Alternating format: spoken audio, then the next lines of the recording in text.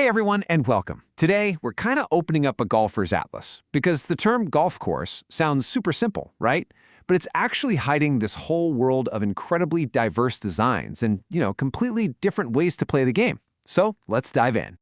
I mean, seriously, you're watching the British Open one week, and it's all windswept and brown and bumpy, and then you flip over to the Masters, and it's this lush, green, perfect paradise. It honestly feels like you're watching two totally different sports, and you're not wrong. That huge contrast is exactly what we're going to break down today. So here's our game plan. First, we'll cover the basic building blocks of any course. Then, we'll look at the kind of choices you and I have to make every day. After that, the fun part, a grand tour of the major architectural styles. And we'll wrap it all up with a look at courses that are literally built for the pros. All right, first things first. Before we can go exploring all these different worlds of golf, we kind of need to be speaking the same language. So let's do a real quick breakdown of the fundamental parts that make up any single golf hole. Okay, so every single hole kicks off right here, on the teeing ground, or what most of us just call the tee box. And here's the key. It's the only spot on the entire hole where you get that sweet advantage of putting your ball on a tee for that first shot. So once you smash that tee shot, this is your goal. The fairway. Think of it like the highway of the hole. It's that beautiful strip of short, perfect grass that gives you the cleanest lie and the easiest path for your next shot. You always want to be on the highway. And at the end of that highway is your final stop, the green. This is where the grass is cut super short, and it's all designed for the delicate and sometimes infuriating art of putting. It really is a game within the game where these tiny little slopes can make or break your score. But of course, they don't make it that easy for us.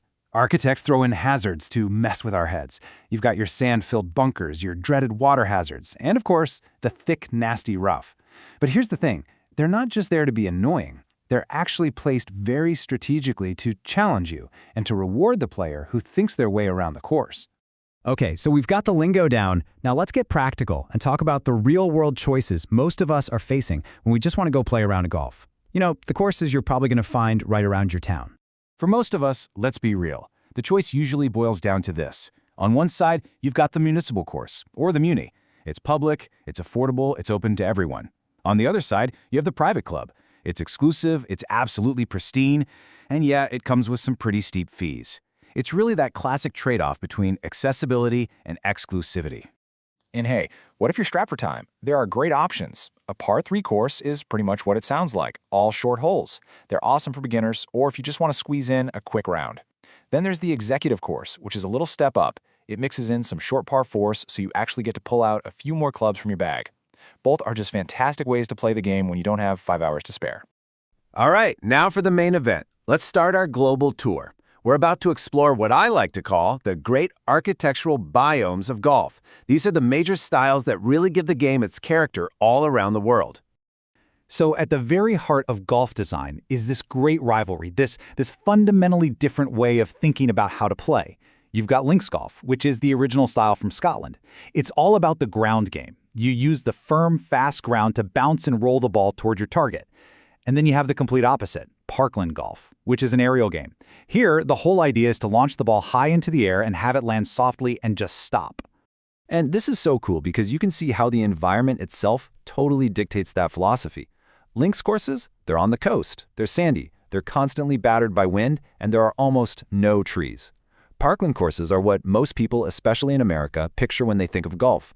Lush, green, inland courses with neat rows of trees and perfectly placed ponds. It's like one is shaped by nature and the other is shaped by us. Okay, so nestled right between those two giants, you get the Heathland course. You can kind of think of it as an inland links. It's got that same sandy soil and firm, bouncy turf, but instead of wind being the main enemy, its defense is the sea of beautiful but absolutely brutal heather and gorse. And then there's desert golf. Wow, this is what we call target golf in its purest, most intimidating form. The fairway is this perfect ribbon of green, and it's surrounded by, well, nothing but desert. There's no kind of mist at rough. Nope, you are either on the grass or you are in a whole world of trouble. It makes every shot a huge test of nerve. This table right here, this really pulls it all together, doesn't it? You can just see how dramatically everything changes. The ground on a links course is super firm, so the ball is going to roll forever.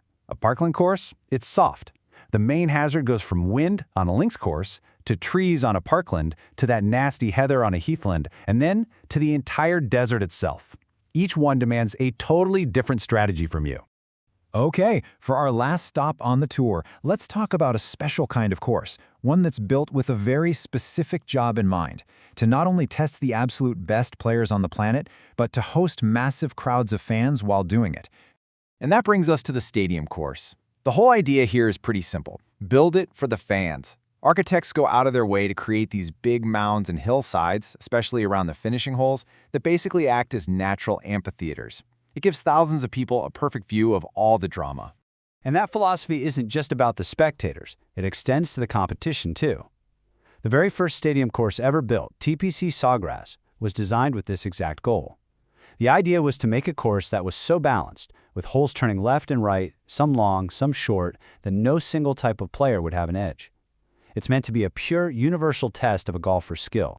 So there you have it. We've been all over our golfer's atlas, from the windy coasts of Scotland to the perfect parks of America and the deserts of Arizona. Each style offers a totally unique challenge and a completely different way to enjoy this game. So the only question left is, which world would you want to play first?